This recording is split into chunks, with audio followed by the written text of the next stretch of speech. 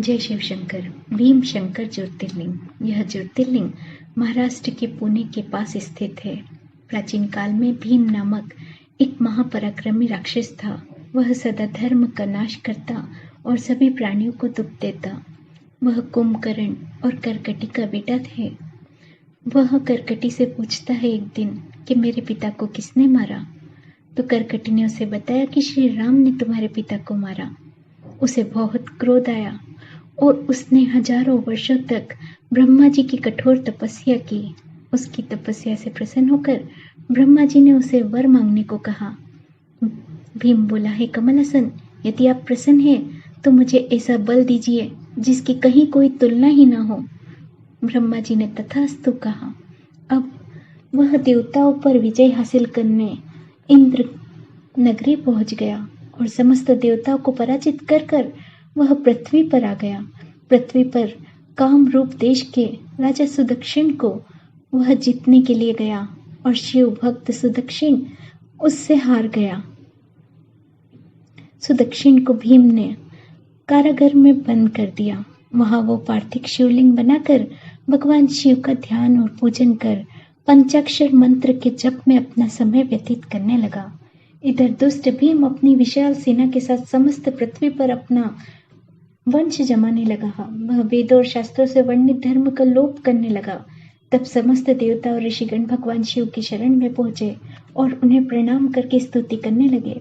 भगवान शिव प्रसन्न होकर कहने लगे कि हे देवगण और महर्षियों, मैं तुम पर प्रसन्न हूँ, वर मांगो। तुम्हारा कौन सा कार्य सिद्ध करूं, बताओ। देवता बोले, हे देवेश्वर, आप अंतर्यामी हैं।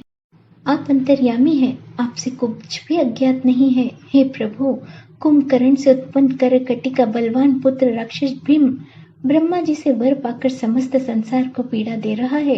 अतः आप इस दुखदायी राक्षस का नाश करके हम पर कृपा कीजिए। शंभु ने कहा, हे देवताओं, काम रूप देश के राजा सुदक्षिण मेरे श्रेष्ठ भक्त हैं। उनसे मेरा एक संदेश कह देना। उनसे कहना कि ब्रह्मा जी के वर से शक्तिशाली होकर भीम ने जो उसका तिरस्कार किया है, मैं शीघ्र ही उस दुष्ट राक्षस को उसका उचित दंड दूंगा। उसके बाद सभी देवता और ऋषिगण प्रसन्न होकर राजा सुदक्षिण के पास जाकर उनको भगवान शिव का संदेश सुनाया और अपने स्थान पर चले गए। भीम के गुप्तचरों ने इस बात की सूचना उसे दी और कहा, राजा सुदक्षिण, आपके नाश के लिए कोई षड्यंत्र रच रहा है। यह समाचार सुनते ही भीम कुपित होकर राजा सुदक्षिण को मारने के उद्देश्य से हाथ में नंगी तलवार लेकर कारागार में पहुंचा। वहां पहुंचकर उसने राजा को बहुत सारे दुर्वचन कहे और भगवान शंकर के पार्थिव शिवलिंग पर तलवार चलाई। वह तलवार उस पार्थिव शिवलिंग को स्पर्श करे इससे पहले ही वहां साक्षात भगवान शंकर प्रकट हो गए और बोले, देखो, मैं अपने भक्त की रक्षा के लिए यहाँ प्रकट हुआ हूँ। मेरा व्रत है कि मैं सदा अपने भक्तों की रक्षा करता हूँ। ऐसा कहकर भगवान शंकर ने अपने त्रिशूल से तलवार के 2 टुकड़े कर दिए और हुंकार मात से ही तत्काल भीम सहित समस्त राक्षसों को भस्म कर दिया। भगवान शंकर की कृपा से इंद्र आदि समस्त देवता और ऋषि को शांति मिली और सारे संसार की पीड़ा और दुख का अंत हुआ। उस समय देवता और ऋषियों ने शंकर भगवान की स्तुति कही और कहा, हे प्रभु, आप यहाँ लोगों को सुख देने के लिए सदा निवास करें। आपका दर्शन करने से यहाँ सबका कल्याण होगा। आप भीम शंकर के नाम से विख्यात होंगे और सबके मनोरथ को सिद्ध करेंगे। आपका यह ज्योतिर्लिंग सदा पूजनीय, समस्त विपत्तियों का निवारण करने वाला होगा।